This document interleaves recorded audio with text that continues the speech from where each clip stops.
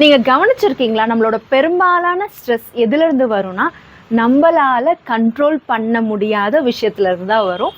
இருந்தாலும் நம்ம அதை ஃபிக்ஸ் பண்ண ட்ரை பண்ணிகிட்டே இருப்போம். நம்ம கையில் இல்லாத விஷயத்துக்கூட சண்டை போடவே நம்மளோட நிறைய நேரத்தை நம்ம செலவழிச்சிடுவோம். மற்றவங்களோட மூட், மற்றவங்களோட மனநிலை, மற்றவங்களோட வேர்ட்ஸு, ஒரு பிளான் வந்து திடீர்னு டிலே ஆகிடுச்சுன்னா, திடீர்னு ஒரு ப்ராப்ளம் வந்துருச்சு அப்படின்னா, இது எதுவுமே நம்மளால் கண்ட்ரோல் பண்ண முடியாது. ஆனால் அது நம்மளோட எல்லா நாளையும் கண்ட்ரோல் பண்ணுது. இது எப்படி தெரியுமா இருக்குது? மலையில் நின்றுட்டு நம்மளோட கையை வச்சு ஒரு ட்ராப்பையும் வந்து ஸ்டாப் பண்ண ட்ரை பண்ணுற மாதிரி இருக்குது.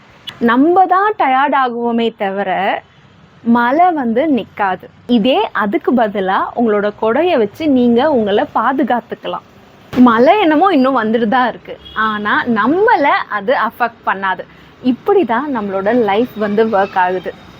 உங்களால் உங்களை சுற்றி நடக்கிற விஷயம் எல்லாத்தையுமே கண்ட்ரோல் பண்ண முடியாது. ஆனால் சுற்றி நடக்கிற விஷயம் உங்களை எவ்வளோ டிஸ்டர்ப் பண்ணணும் அப்படின்றத உங்களால் கண்ட்ரோல் பண்ண முடியும். இப்படி கேட்குறதுக்கு பதிலாக ஏன் எனக்கு இப்படி நடக்குது அப்படின்னு கேட்குறதுக்கு அதுக்கு பதிலாக நீங்கள் இப்படி கேளுங்க, இந்த விஷயத்தை என்னால் கண்ட்ரோல் பண்ண முடியுமா, இல்லை இதை நான் அப்படியே விட்டுடணுமா, லெட் கோ பண்ணிடணுமா? பெரும்பாலான டைமில் நம்மளுக்கு நிம்மதி எதுலேருந்து வரும்னா, உங்களால் ஃபிக்ஸ் பண்ண முடியாத ஒரு விஷயத்து கூட சண்டை போடுறத நிறுத்துகிறப்போ. ஞாபகம் வச்சுக்கோங்க, உங்களால் எல்லாத்தையுமே கண்ட்ரோல் பண்ண முடியாது, ஆனால் உங்களால் ப்ரொடெக்ட் பண்ண முடியும். இதை சேவ் பண்ணிக்கோங்க. யாருக்கு இது தேவைப்படுதோ அவங்களுக்கு ஷேர் பண்ணுங்கள். உங்களோட அமைதி, நிம்மதியை தினமும் வந்து பாதுகாத்துக்கோங்க.